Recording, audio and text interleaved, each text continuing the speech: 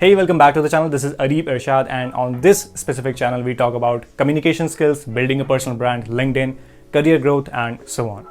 So, I have been noticing this as a student, and I also noticed this as a lecturer that a lot of students, as a student, I have seen, and a lot of my own students, we spend a lot of time designing the slides, like making a slide. What is going to be the font? What is going to be the color of the font?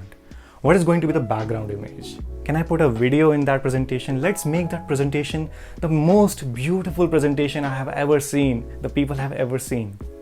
But tell me this, if you have designed a beautiful presentation and you are ready to present on the stage or in front of your class, and you are fumbling, you have no idea that what you have to say, or you don't have a thorough understanding of your concept or the material that you have to present, but your slides are beautiful. Tell me, does that make sense to you? The student is fumbling, or student is not able to speak properly, or student is not able to memorize what he or she had prepared. That sounds stupid, but it happens with a lot of people, with a lot of students.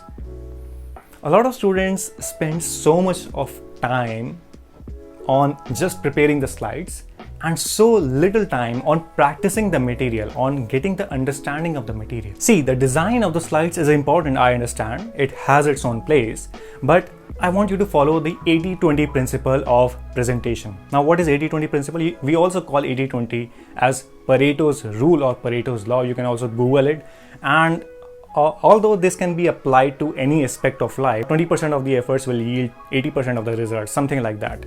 But for presentation skills, how we can apply 80-20 principle? We can apply it by spending 80% of the time on practicing the material, on rehearsing the material, on getting the thorough understanding of the material, and 20% of the time on designing the slides. Whatever you want to design or whatever image you want to insert, you can spend the 20% of the time over there. Let's apply this. For example, you have 10 hours to prepare for the presentation. Okay, maybe you have 1 week, you were given a video, or not a video, you were given a presentation today, and you have to present it the next week. And let's say that you have 10 hours, you allotted 10 hours.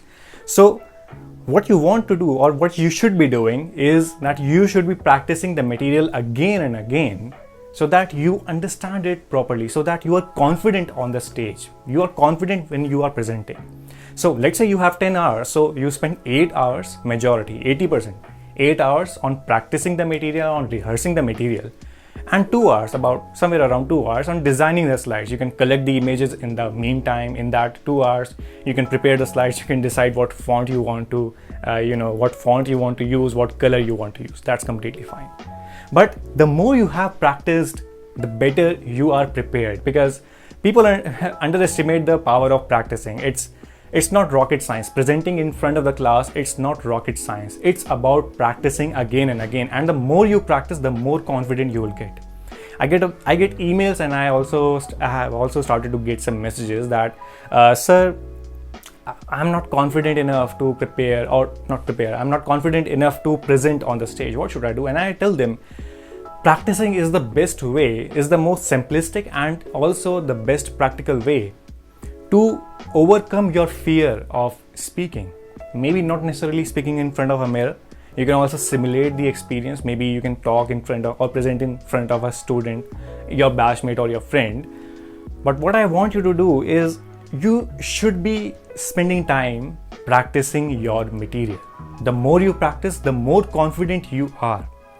Okay, stop looking for some advanced hacks or advanced tactics or strategies to improve your presentation. It's the basic things that can elevate your presentation, that can make your presentation stand out from the rest of the people. And these are the simple things, like practicing, continuously practicing and improving your presentation skills.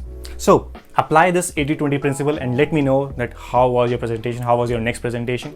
You can email me on at areeb@areebirshad.com, or you can also reach out to me on Instagram and let me know how was your experience with the practicing. I would love to help you out if you are stuck somewhere practicing, or you want to understand that what is the best possible practice to practice a presentation, or what is the best approach to practice a presentation. Let me know if you have any kind of doubts, and I will see you next time.